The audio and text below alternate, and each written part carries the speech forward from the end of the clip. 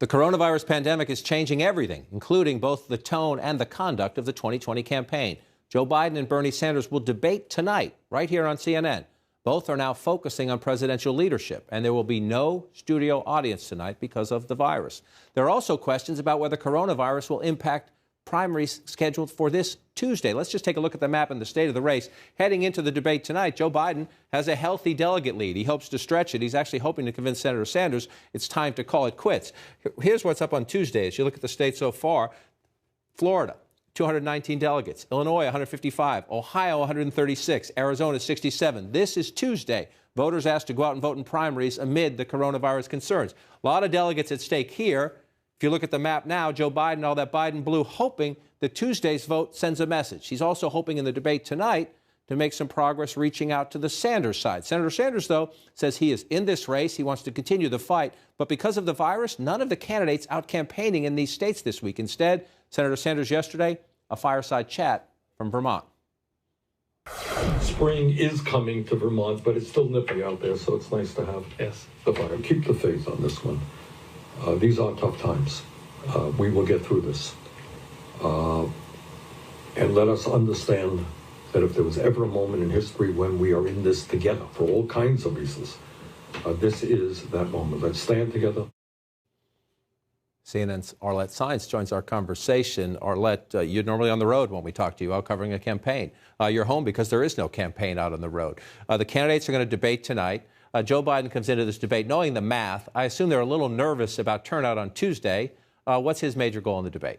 Well, I think Joe Biden is going to try to do what he's done over the past few days relating to the coronavirus, present himself as that steady leader who has experience to deal with a crisis like this. But beyond coronavirus, I think Biden also, while making his case for why he should be the Democratic nominee, he, I'm told, is going to make some overtures to Bernie Sanders and his supporters on areas where they might be able to find common ground. And that's highlights the task at hand for Joe Biden going forward is as he makes his case for why he should be the nominee, he also needs to make sure he's not alienating Sanders supporters who, if he does become the nominee, he will need on his side in the general election against the president. We saw an example of that yesterday when the former vice president endorsing Elizabeth Warren's bankruptcy plan. Warren and Biden have sparred over the years. You can go back more than a decade on this question. He's trying to move over, saying, hey, Bernie, we can agree on this. We'll see if it works. But the bigger question, the candidates can't campaign, but they have been talking about leadership. They know the eyes of the nation and the world are turned on President Trump. They're trying to say, close your eyes. Imagine if I were president at this moment. Lisa, you wrote about this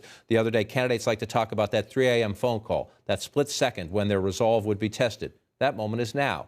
The campaign we've all followed for months is over. Something very different and deeply unpredictable is beginning. I think that's exactly right. The stakes of this are so unbelievably high, and it really is a high wire act for these candidates.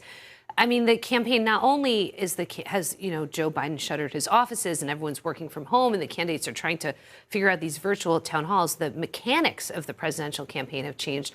Also, the stakes have changed. And this is now a real-time leadership test for these candidates. Politics have become something that's very real for people. They want real information. This is something that's very intimate. And I think people have grown used to the chaos kind of coming out of Washington and coming out of the White House. But for a very long time, that was something that was far away, that was in Washington, that was impeachment, that was stuff in Congress. And now it feels like it's hitting home.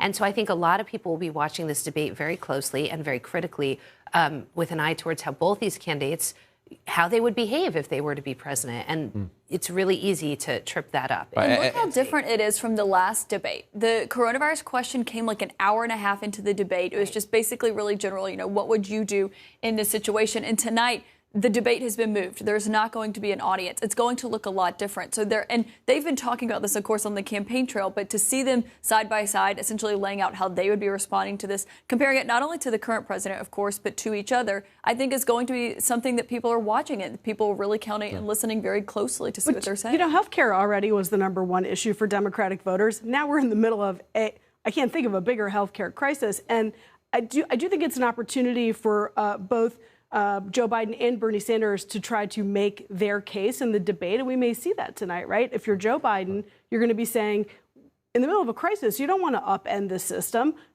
You need predictability and reliability. And we already don't have that. Just imagine if we were transitioning a system away from private insurance. Bernie Sanders is probably going to say, look, we already knew our healthcare system wasn't working, and look how bad it is now. And so this is going to be one test. The other healthcare test is that these primaries next week all have states full of older voters.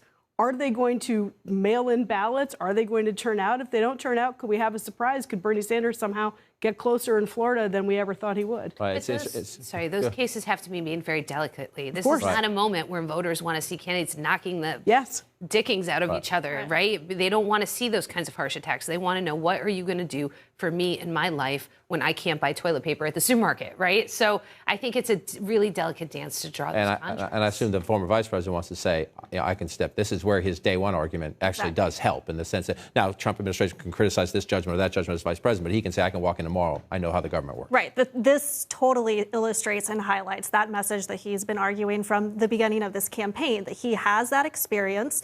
He has experts on hand who he can consult in a crisis like this, and that he's ready to step into the White House should he be. Interesting to watch for both candidates tonight. It's just an interesting time as we go through we still have to keep the campaign up.